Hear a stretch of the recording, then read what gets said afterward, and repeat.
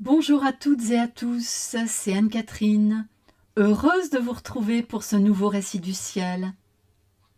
Aujourd'hui, c'est la nouvelle lune. Nous sommes le 21 mars. Eh bien, c'est parti pour ce nouveau récit du ciel. Partout, le printemps est autour de nous. Le printemps, c'était hier, le 20 mars. C'est le moment de l'équinoxe de printemps, où la durée du jour égale la durée de la nuit.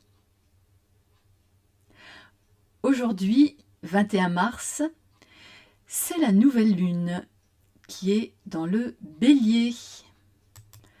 Voici la carte du ciel de cette nouvelle lune du 21 mars. La nouvelle lune a lieu aujourd'hui à 18h24, heure française. Cette nouvelle lune est importante parce que c'est la première de l'année zodiacale qui démarre avec le premier signe du zodiaque, le Bélier. Le Soleil et la Lune sont conjoints à 0,50 du Bélier. Et ça, c'est aussi le début du signe. Et donc, nous sommes au début du début.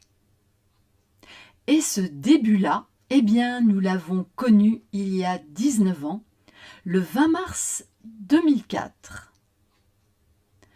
Cela nous parle de quoi pour 2023 ? Eh bien, d'un grand renouveau, d'un élan beaucoup plus puissant que d'habitude au printemps. Et cet élan se fait à la fois dans la force et l'énergie que nous pouvons ressentir, mais aussi dans une certaine agressivité.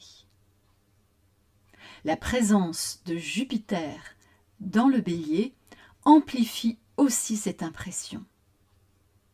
Jupiter, qui traduit la légitimité, eh bien, autorise les combats, je dirais même tous les combats, tout ce qui est initiative, nouveau projet. D'où cette impression de foisonnement, d'agitation, de grand élan. Nous sommes vraiment à un grand début, un grand recommencement avec cette nouvelle lune du 21 mars 2023. Quels sont les éléments dominants au moment de cette nouvelle lune ? Eh bien, c'est le feu et la terre, ce qui peut donner une ambiance un peu éruptive. La terre va nous donner l'énergie pour entreprendre, pour faire. Le feu va nous donner la motivation, la flamme pour entreprendre et faire ce que nous devons faire. C'est une ambiance un peu éruptive, comme je le disais, mais également sèche. La sécheresse, c'est la caractéristique commune au feu et à la terre. C'est aussi pourquoi nous pouvons ressentir un manque de reliance et peut-être même un manque de nuance. Voilà l'ambiance qui démarre cette lunaison. En soi, une nouvelle lune, c'est déjà un commencement. Alors, dans le Bélier, quel recommencement ? D'autant que nous aurons 2 nouvelles lunes cette année. Il y en aura une deuxième le 20 avril. Et quelques heures plus tard, le Soleil rentrera dans le Taureau, le 20 avril. Donc aujourd'hui, 21 mars, conjonction Soleil et Lune à 0,50 du Bélier. Je vous rappelle que la pleine lune, c'est donc cette conjonction Soleil-Lune. Le Soleil représentant notre objectivité, notre vitalité, la Lune, notre sensibilité, notre subjectivité, nos besoins intimes. Et donc ces 2 dimensions de notre être sont en accord au moment de la nouvelle lune. Dans cette énergie du signe du Bélier que nous allons découvrir, qu'est-ce que c'est que l'énergie du signe du Bélier ? D'abord, le signe du Bélier, c'est un signe de feu, un signe cardinal qui est dominé par la planète Mars. Un signe de feu, ça veut dire que c'est un signe qui anime, qui est au niveau de l'animation, de ce qui motive, de ce qui mobilise. Et comme l'indique le glyphe, la représentation du signe du bélier, qui ressemble aux cornes de ce magnifique bélier en haut à droite, eh bien ça nous parle d'un jaillissement, d'une audace, d'une volonté à aller de l'avant. Voilà l'énergie du bélier. Car l'énergie du bélier nous apporte le courage nécessaire, l'audace, pour initier ce que nous devons initier au moment du printemps, qu'il soit réel ou psychologique. Comme les bourgeons, nos projets, nos désirs veulent éclore, et quel que soit le temps, quelle que soit la météo et les circonstances, il nous faut les courages de les développer. C'est cette énergie de feu que nous donne le bélier. C'est une énergie quasiment irrépressible de l'ordre du jaillissement. J'ai choisi cette peinture de Paolo Uccello. C'est une peinture du XVe siècle que j'aime particulièrement cette peinture, mais aussi ce peintre. Et c'est la bataille de San Romano. Ce sont les troupes florentines qui sont conduites par un chevalier. Et l'on voit tout le combat et la force. Il y a du feu dans l'énergie, du métal dans la sécheresse. Et cet homme qui les conduit est un leader. Car dans cette énergie du signe du poisson, notre goût de l'entreprise, notre goût d'entreprendre, nos qualités de leader et de meneur peuvent s'exprimer. Vous aurez compris qu'il y a également une notion de force dans le bélier. Une force qui peut être brute, brutale, si elle n'est pas canalisée. Tout d'abord, nous constatons que le Soleil et la Lune sont encadrés par deux planètes, Neptune et Mercure. Ça nous parle d'une lunaison qui va être très inspirée par la présence de Neptune qui affine, spiritualise, inspire, est le symbole de l'inspiration, et Mercure qui dans le bélier nous parle d'intuition fulgurante, de vision rapide et d'une vivacité mentale. Donc nos actions peuvent être très inspirées en ce début de printemps. La planète maîtresse du bélier, comme je vous l'ai dit, c'est Mars. Et Mars culmine dans cette carte. Et Mars est au carré du Soleil, de la Lune et de Mercure. Mais nous regarderons ça tout à l'heure. Avant cela, je vous ai matérialisé en bleu la relation de ces 4 planètes, Neptune, Soleil, Vénus et Mercure, qui sont en relation harmonieuse avec Pluton. Pluton dont je vous parlerai tout à l'heure parce qu'il y a un grand changement d'énergie en ce printemps 2023.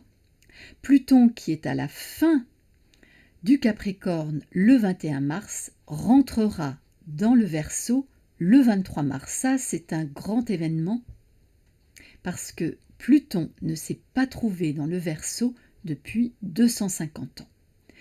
Mais je vous en parlerai un peu plus tard. Je reviens sur cette relation entre le Soleil, la Lune, Neptune, Mercure et Pluton qui donne de l'intensité à cette lunaison, et qui nous appelle à la transformation. C'est le rôle de Pluton de transformer. Cette relation de Pluton au Soleil et à la Lune aiguise également nos perceptions et notre oui, nos perceptions de ces grands changements qui sont à l'œuvre collectivement, et notamment ce Pluton qui va changer d'énergie dont je vous parlais dans quelques instants. Vous remarquerez également que toutes les planètes sont rassemblées sur la droite de la carte et se situent entre Pluton et Mars. Pluton qui ouvre la course. Non, c'est le contraire, pardon. C'est Mars qui ouvre la course. Mars qui dirige le bélier, qui fonce vers l'avant, et Pluton qui ferme la marche. La présence de toutes les planètes du zodiaque sur la partie droite de la carte nous parle de l'importance des relations, du travail relationnel, des qualités relationnelles et aussi des partenariats et des alliances qui vont marquer ce printemps 2023 et puis le mois qui va se dérouler jusqu'au 20 avril en particulier. Au début de cette lunaison, Mars est toujours en forte tension avec le Soleil, la Lune et Mercure. Il est également avec Neptune, ce qui nous parle avec Neptune de confusion. Le carré, puisque c'est un carré, c'est un angle de 90 degrés entre le Soleil, la Lune et Mars, nous parle de faire un effort, d'une tension pour nous mettre en action. Et c'est le paradoxe, c'est qu'en même temps, nous ressentons cette énorme poussée qui nous pousse à agir, à initier, à commencer, et d'une manière extrêmement puissante, comme je vous l'ai expliqué dans les quelques minutes qui ont précédé. Et en même temps, nous avons le moteur, le carburant du bélier qui est Mars, qui est en carré de ces planètes. Donc ça nous parle d'un effort à réaliser pour que les choses avancent. Cependant, nous avons le soutien de Saturne. Saturne qui temporise, Saturne qui ralentit, Saturne qui freine, mais qui aussi met de la sagesse et de la responsabilité. Et Saturne, en ce moment, est un allié, puisqu'il est en connexion harmonieuse avec Mars. Et donc, concrètement, ça va se traduire par une temporisation des actions les plus virulentes. Vous l'aurez compris, il y a une énergie phénoménale avec cette nouvelle lune et ce printemps qui démarre. Mais un événement très important caractérise cette lunaison. C'est le changement d'énergie de la planète Pluton qui entre le 23 mars, donc dans 2 jours, dans le signe du Verseau. Alors, qu'est-ce que c'est que Pluton ? Pluton, c'est la planète dans le système que j'utilise pour l'analyse de l'astrologie, c'est la planète ou le planétoïde qui est le plus éloigné du Soleil et donc de la Terre, naturellement. Cette planète représente symboliquement la transformation, l'épuration, le nettoyage, l'éradication, et dans éradication, il y a quasiment radical, de manière radicale, ce qui est périmé pour produire du nouveau, du renouveau. On dira donc de la planète Pluton que c'est vraiment la planète de la transformation, de la réforme, voire de la révolution. Elle permet, dans le cycle, de passer de la mort à la renaissance. Je vous ai matérialisé là Pluton avec ce casque de l'invisibilité. Pluton, dans l'Antiquité, était le dieu des enfers, plus exactement le dieu qui gérait tout le domaine sous la terre. Et donc, ça nous parle des ressources de la terre et de la richesse de la terre aussi. Alors, qu'est-ce que Pluton dans le signe du Verseau ? D'abord, le signe du Verseau, pour vous en parler, c'est assez compliqué. C'est un signe d'air d'abord, représenté par ce glyphe de deux ondes qui ne se touchent pas. C'est un signe d'air et non un signe d'eau, comme son nom l'indique. Verseau, c'est souvent représenté par un être humain, un homme ou une femme, qui verse une cruche d'eau. Vous voyez ce fronton de la cathédrale d'Amiens qui représente le Verseau. C'est une représentation, mais c'est quoi donc l'énergie du Verseau? C'est une énergie qui nous pousse à améliorer, à innover dans le domaine humain, technologique et scientifique. Le Verseau est un signe d'air, un signe collectif. Donc les progrès qu'il souhaite mettre en œuvre, puisque c'est un signe fixe, donc il souhaite concrétiser les choses, sont du domaine du collectif. Il va chercher à améliorer la société en termes de gouvernance, en termes technologiques et en termes scientifiques. C'est le temps des innovations. Et donc un Pluton dans les signes d'air va nous parler de transformation de tous ces domaines et d'éradiquer ce qui est périmé dans le domaine des activités sociales, de la technologie et des sciences. Pluton sera 20 ans dans le signe du Verseau. C'est une planète très lente qui fait le tour du zodiaque en 250 ans et qui reste de 10 à 20 ans dans un même signe. En l'occurrence, dans le signe du Verseau, il va rester 20 ans, donc jusqu'en 2043. Et ça fait donc 250 ans que Pluton n'a pas été dans le signe du Verseau. Si vous faites le calcul, vous découvrirez que Pluton, et si vous regardez les éphémérides aussi, vous verrez que Pluton était dans le Verseau de 1777 à 1797. Et qu'est-ce qui s'est passé dans cette période? Eh bien, ça a été des révolutions. Elles n'ont pas eu lieu dès le début, mais elles ont été fomentées petit à petit.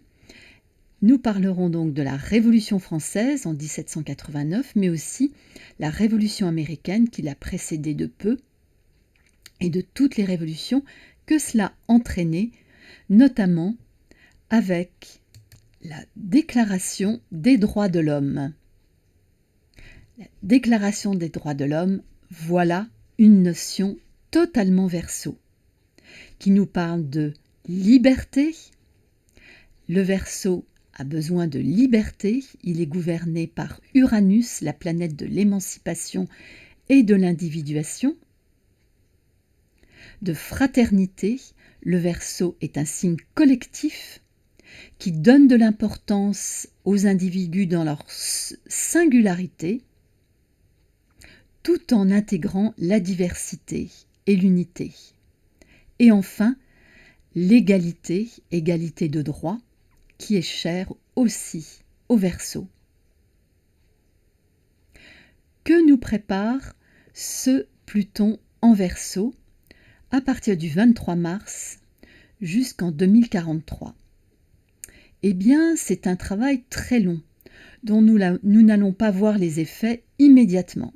Cependant, nous pourrions percevoir des prémices de transformation dans les nouvelles technologies, et j'ose dire que le lancement de ChatGPT et de ses concurrents augure de cette transformation profonde que Pluton va réaliser dans nos collectifs.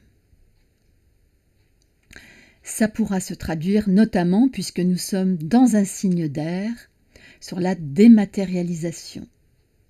dématérialisation de l'argent, dématérialisation encore plus poussée en matière de nouvelles technologies, etc., etc., et de découvertes scientifiques.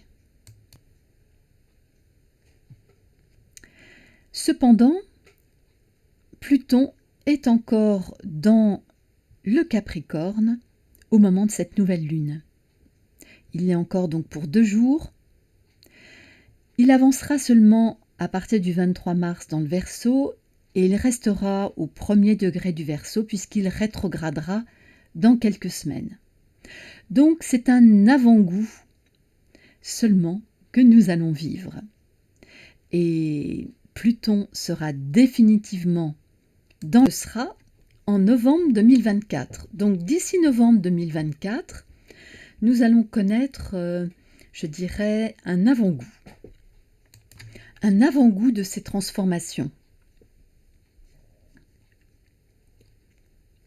Vous allez me dire, qu'est-ce qu'a fait Pluton dans le Capricorne? Eh bien, nous le constatons tous les jours de manière extrêmement concrète, au niveau collectif en tout cas.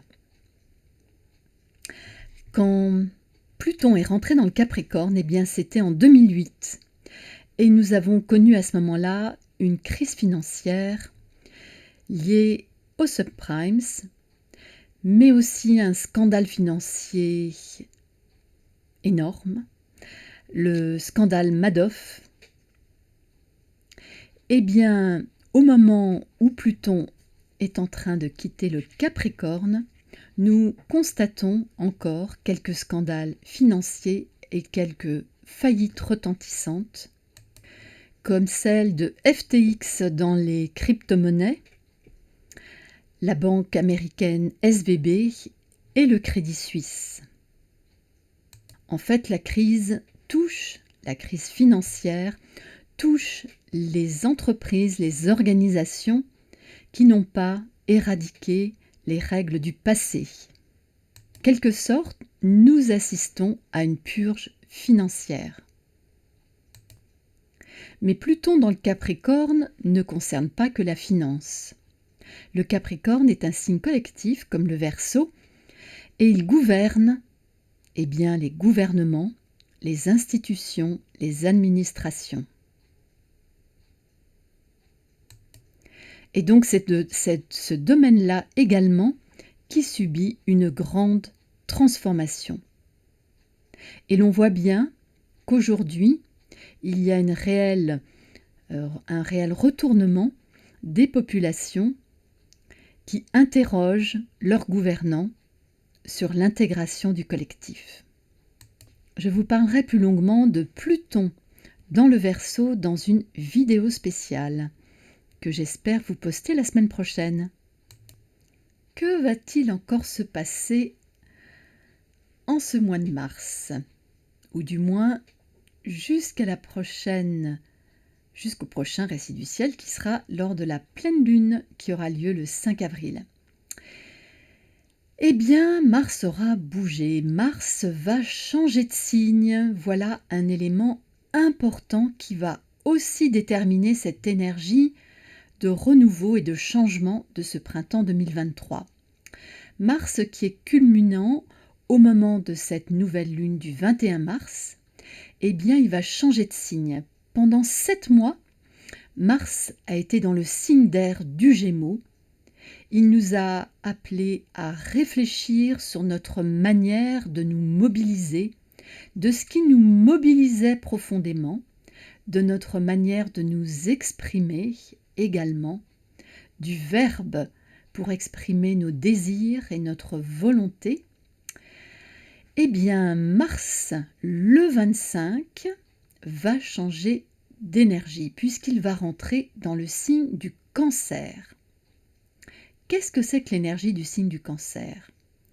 Le signe du Cancer, c'est un signe qui nous parle de sécurisation de soi et des autres, car nous sommes dans une énergie eau, donc une énergie d'émotion.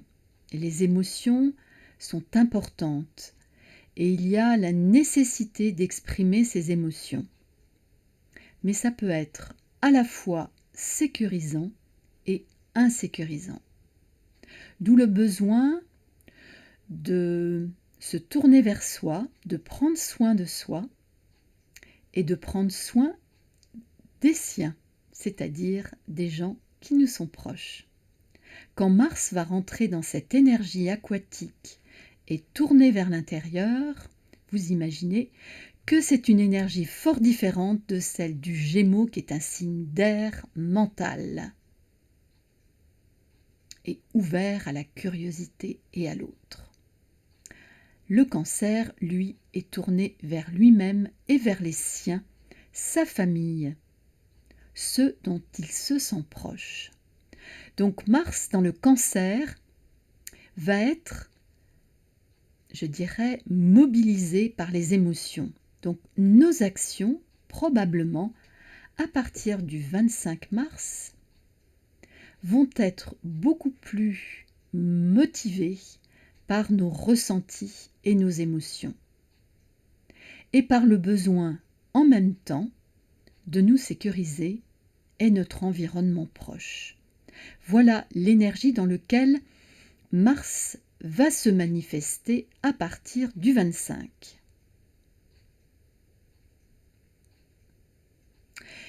Comme je vous l'ai signalé lors de la pleine lune, il y a 15 jours, Mars est en tension avec le Soleil et la Lune et Mercure et Neptune au moment de cette nouvelle lune, mais il était déjà en tension avec le Soleil, Neptune lors de la précédente pleine lune. Eh bien, ça va continuer jusqu'à fin mars au moins. Donc, préparons-nous à de la confusion, à de l'agressivité encore pour une dizaine de jours.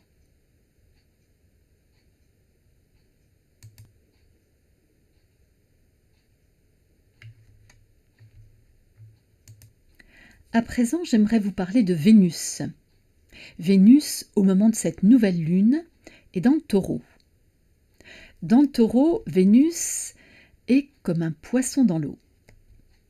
Vénus qui représente l'esthétique, la beauté, les relations, nos valeurs. Dans le Taureau, eh bien, c'est une Vénus sensuelle, sensorielle, qui se préoccupe de sa sécurité.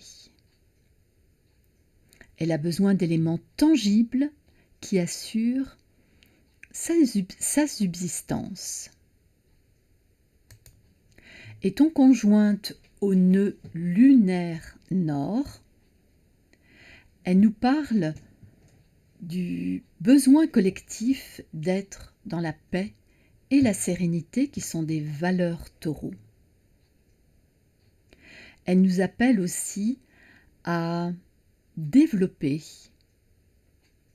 tout ce qui est beau, tout ce qui est bon, tout ce qui est bien, pour faire face aux situations. D'autant que la Vénus de cette nouvelle lune est en forte tension, à la fois avec le nœud sud en Scorpion, qui nous parle de nos peurs, de nos traumatismes, avec également la lune noire et Pluton. Donc c'est une Vénus qui est dans la tourmente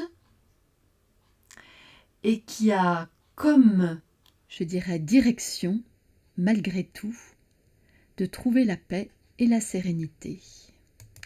Malgré la transformation inéluctable qu'elle perçoit et l'intensité des changements qui sont en marche.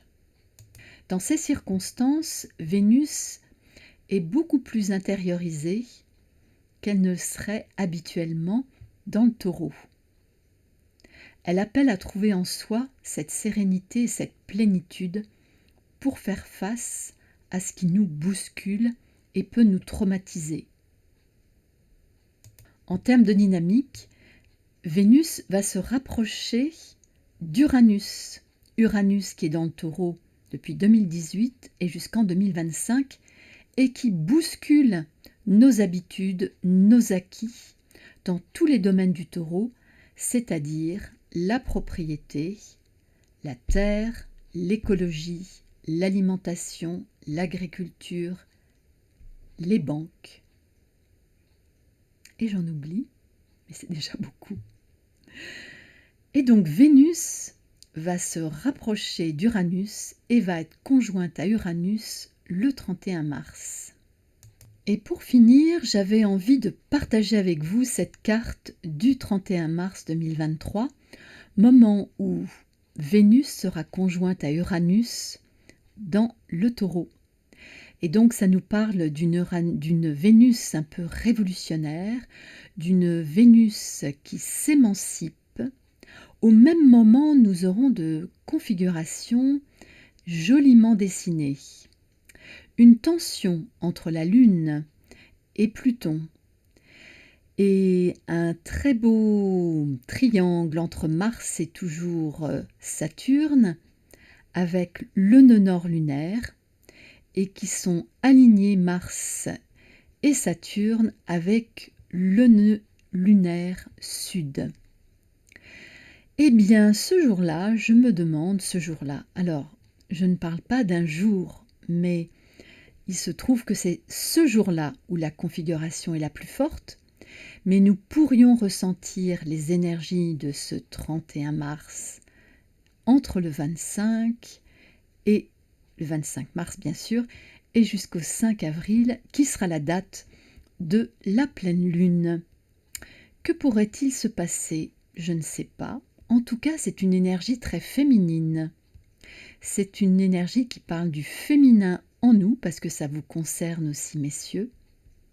Et donc ça appelle à ce soulèvement de ce pouvoir intérieur, de cette puissance du féminin.